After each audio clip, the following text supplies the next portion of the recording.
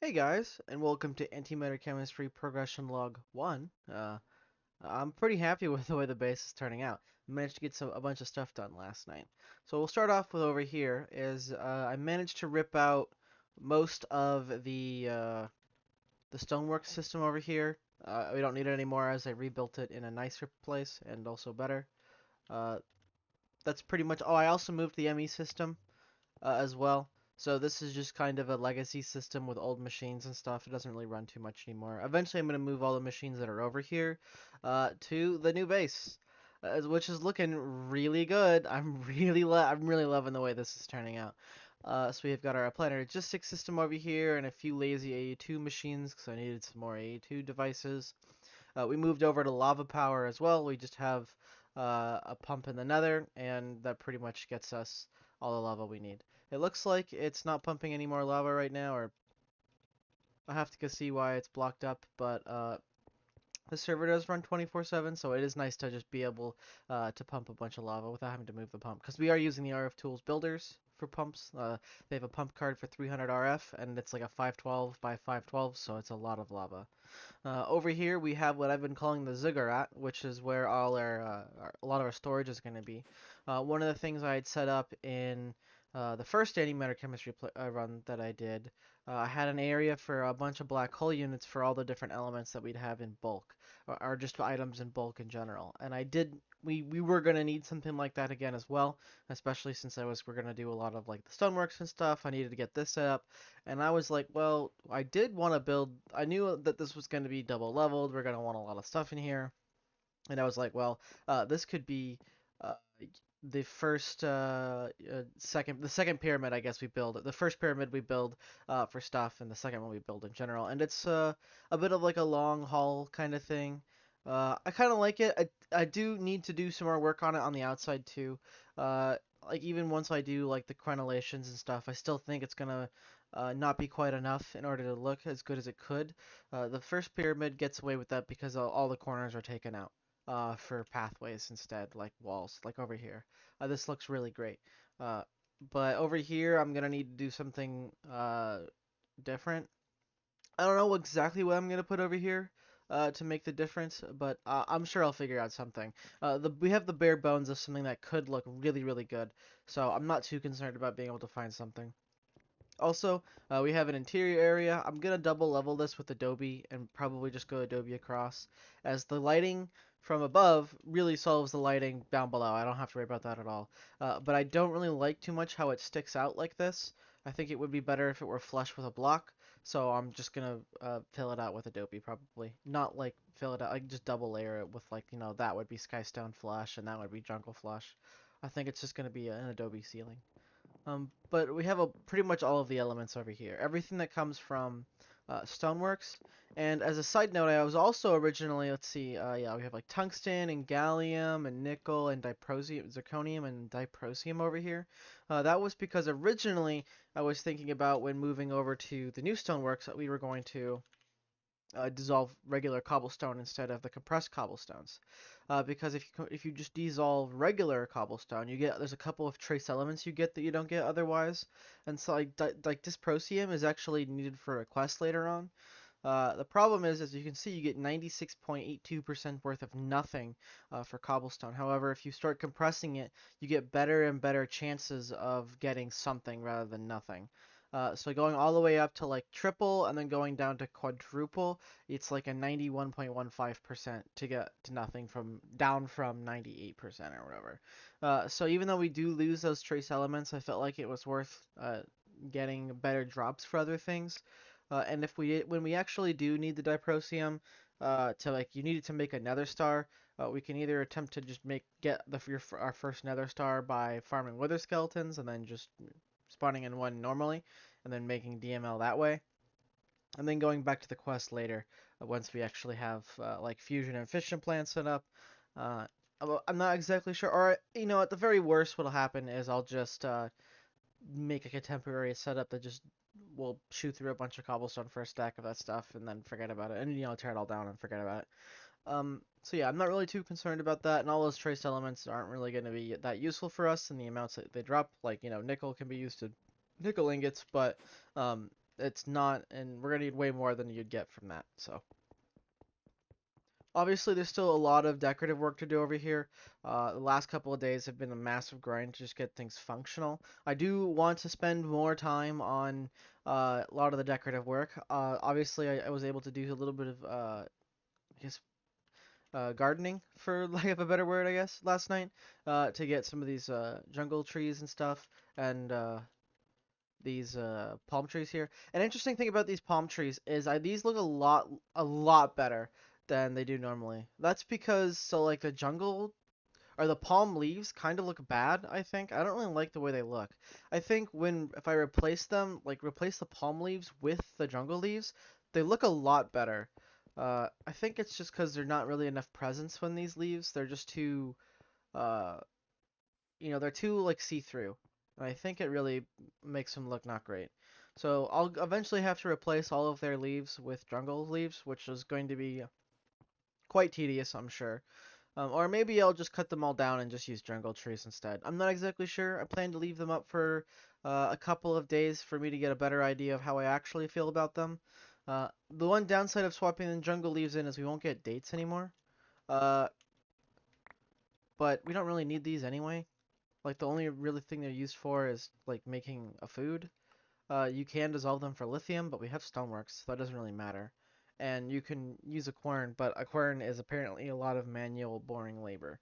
So they're not particularly super useful, and we already have enough for everyone who plays in the server to, eat them, so you can get the hearts from Spice of Life, Carrot Edition. Going forward over here we have more. This is where the stoneworks are.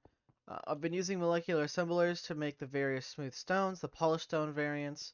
We're using chemical combiners to make the regular rough stone variants. I discovered last run that even though we originally were using a bunch of igneous extruders to make the stone, and eventually those all had to get swapped out for chemical combiners. And I felt like it was maybe just worth starting from chemical combiners, especially since we have so many of them. Eventually I'll add more. There's a lot of room for expansion here. I can add three more, three more, three more. So we do have plenty of room over here. We also need more cobblestone too. This is pretty slow, and it is fairly like the silicon dioxide is a fairly large bottleneck actually. So we are gonna have to make some more cobble generators. Nuclear Craft has a better cobble generator that is more than 5 times faster. These things are 1 every tick or 20 every second, and this is 128 every second, so it's much faster. So eventually we can make some of these things, but this is going to be a lot of nested crafting, and I'm not sure this is something I'm gonna want to do by hand. So for now it's fine, but eventually it is gonna have to be a lot better. Over here we have the evaporation plants. Like I wanted to make them look like a well-like structure. I know they wouldn't have fit very well in something like the regular shacks, I guess. But so I wanted to make them look like a well, and also wanted to hide as much of the stuff as possible because the setups look kind of bad. Oh, I forgot to. I guess you guys could see what it looks like in there. So just have 6 of them over here, and they're pretty compact as well. What's really funny too is so here's just where the drawers are, but in order to get it to all fit in, down here we have the Adobe covers from Thermodynamics, so we have the item ducts down there connected from the bottom, because directly behind this drawer is where the evaporation bowls are. So in order to actually read them into the ME system, we have the cable go up, over, around, and down, and then they connect down here. Which worked out really well with how I was designing the structure anyway, so it wasn't really a problem at all, just a large expense of cables, which really isn't that bad in the end anyway. And I think they look really good. The reason why I haven't done the roof is I didn't feel too certain about this roof, and I didn't really want to rebuild it only to tear it all down again, because there's one annoying thing about slabs, is they're pickaxe level null, so they're always really slow to break. So I didn't want to do a bunch of building with them, only to have to tear them all down again because they're really annoying to remove. So I think I might like the flat versions though. I'm not exactly sure how I feel about them yet. Like again, this is gonna be something I'm gonna leave alone for a little bit, just to see how I feel about it. Or maybe I'll experiment with a few more roof types to see uh, how I feel. Like I said, like how I feel about them, or figure out what looks best. It's not really a huge concern at the moment, so I'm not really that, I don't really feel a need to, really charge forward and, finish off the roofs. That can be done at any time. I'm not really concerned about, not being able to work on anything else because of it. But we do have a full Stoneworks over here. And fun fact, this is not a subnet. Unlike the last run, which I had lots of subnets and Stoneworks was a subnet, I cut out the subnet on in this case. It's not a subnet because I didn't really feel like when setting one up. It's not a subnet because I didn't need to set it as a subnet. I was able to configure the XNet stuff and the various shacks and stuff. That XNet or a subnet was not really necessary in order to get things done. The way it all worked out. So like we store aluminum oxide and silicon dioxide over here from dissolving stones, so they can be used elsewhere in the base, and I don't have to remake them over there. How we do that is this is actually a very complex and I feel very smart is we have two channels that are used for compounds, and they extract the four different compounds we get from Stoneworks, and it's a priority system, so it attempts to put them in the drawer controller first. And if it won't fit them in the drawer controller because of whatever reason, because it's full or whatever, it will instead put them into the other dissolvers. And this channel does the same thing, sort of weaving them together. These three will extract and insert to those three if they can't, and then these three will extract and insert into those three if they can't go in there. And then we just have a classic return line over here, and that's pretty much it. So there wasn't really a need for an interim, a middleman, a subnet here because it was for like dumping things into an interface, so I could store a drawer somewhere else in the subnet. I did everything in its own little setup over here, and I feel very smart about that. So uh, it should work. I don't see any reason why it's been working before. Uh, yeah, I'm very very happy with the setup. Obviously, there's still lots of decorative work needs to be done all over the place. Like we need the thatch roofs. Unfortunately, that would require a farm, which will be probably the next project I start working on, as we are going to need to farm jungle wood, reeds, sugarcane, and we at least for all the various building blocks we'll need. And we'll also probably farm a few other things as well. Something like, well, maybe beetroots for ender pearls, though I am going to set up a mob farm right after that, so that might not be necessary. Right now we're making ender pearls from silicon, mercury, and neodymium, which we don't actually have right now. It's really annoying to farm. Neodymium doesn't really come from any great places other than ender pearls. We can make it from limestone, but it's a pretty bad chance, 3.7. And you can't vein mine limestone. You'd have to mine each block individually, so that's also a little bit annoying. So the other way we've been getting neodymium was actually through making brown antimatter. That's how I've been farming a bunch of it, which is doable. And we can always I actually made a hammer specifically to go quarry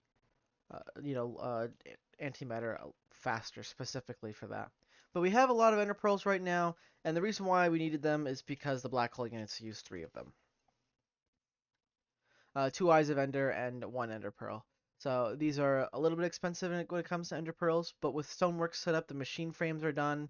The plastic and stuff needs to be set up. Unfortunately, we had like 40,000 hydrogen that I dumped into here once I set up the Stoneworks and had the elemental storage done. I was able to move the Stoneworks over and a lot of those other, as well as like when we were dissolving cactus for you know uh, carbon and hydrogen for hexane. Uh, well, I pulled all these drawers over here and I just dumped them into elemental storage. I still need to add a bunch more. It's not obviously 100% complete. There's still tons and tons of different elements that I have to add. I can probably go through over here and pick out all the ones we do have, because we do have several, probably about half of these things over there, a quarter of these things that have been stored in elemental storage. I just need to double check everything and make sure we have all this stuff over there. So, oh, is this really still smelting? Oh, that's because this chunk isn't loaded, huh? This chunk was not loaded overnight. I guess we'll go ahead and do that. My gosh, I'm still used to all the keybinds from Monty Factory, I keep pressing C, and this is the C button. So I keep like tapping it like that. I'm getting used to it over time. The central core, obviously, the central pyramid isn't really done yet. I want to have all our stuff up here instead on this level rather than down here. But once again, like I said, I was focusing mostly on getting everything functional rather than looking nice because we have once I build all the bare bones in there, it won't be too bad to make things look nice. I just needed stuff to work so I could move away from all those shitty setups I set over there. I was so sick of them. They're terrible. Well, yeah, so we do have the passive array over here, like with making ender pearls and stuff. We have some ingots and things. We're also making our building blocks over here. I moved the skystone over here, making clay, grass. Uh, we're also making skystone, a couple of various ingots like indium and scandium.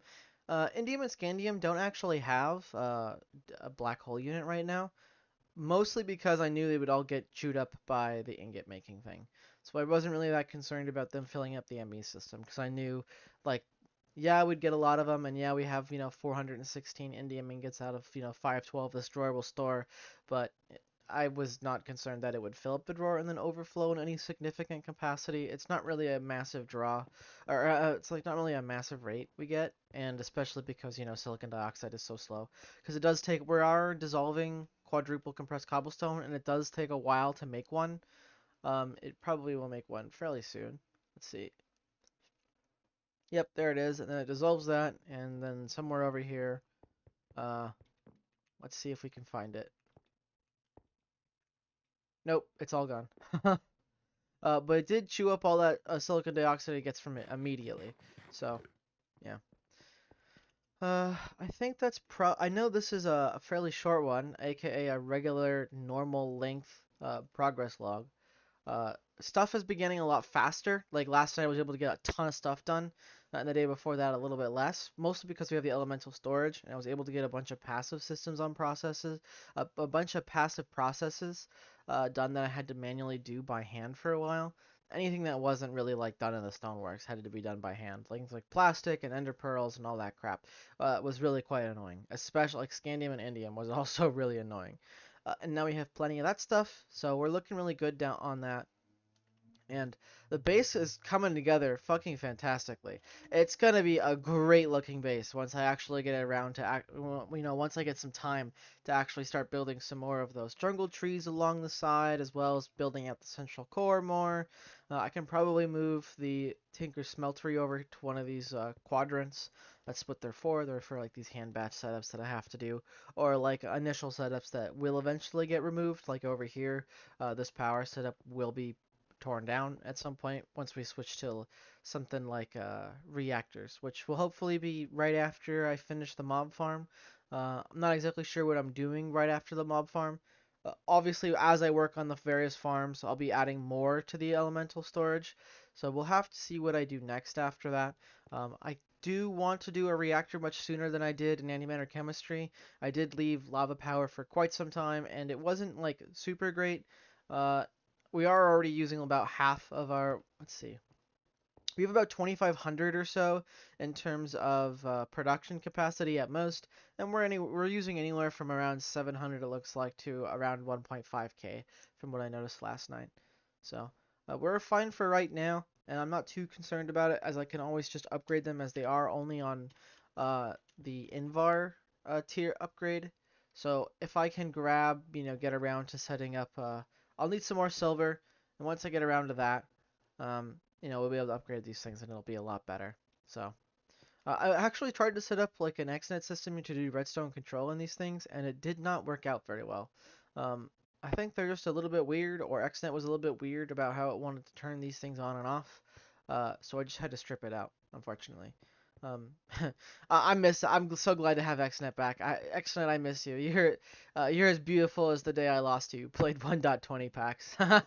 um, but I love XNet. Look how good this looks. Ugh, it's so compact. It's so good. It's a little bit scuffed on the back or the back end or whatever. Once I get some facades in here, it'll be great.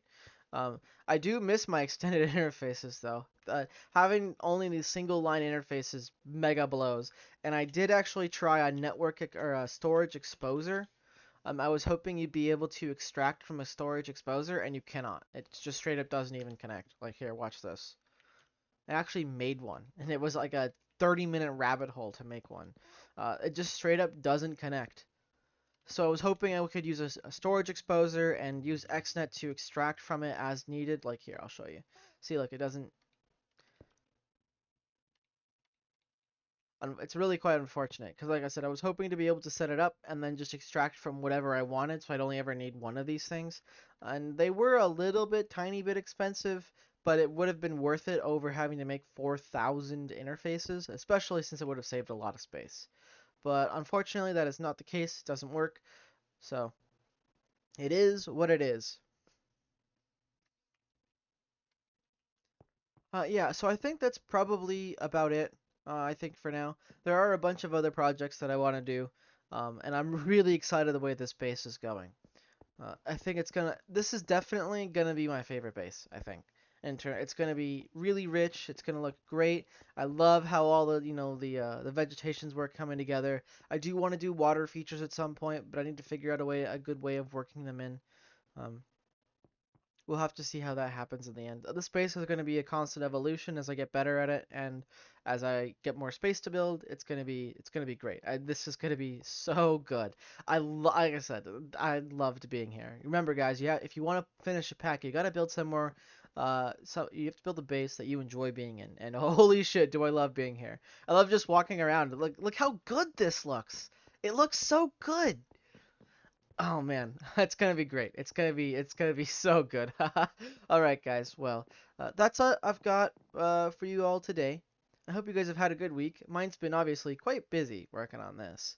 I hope you guys have a good upcoming week, and I will see you all again next week.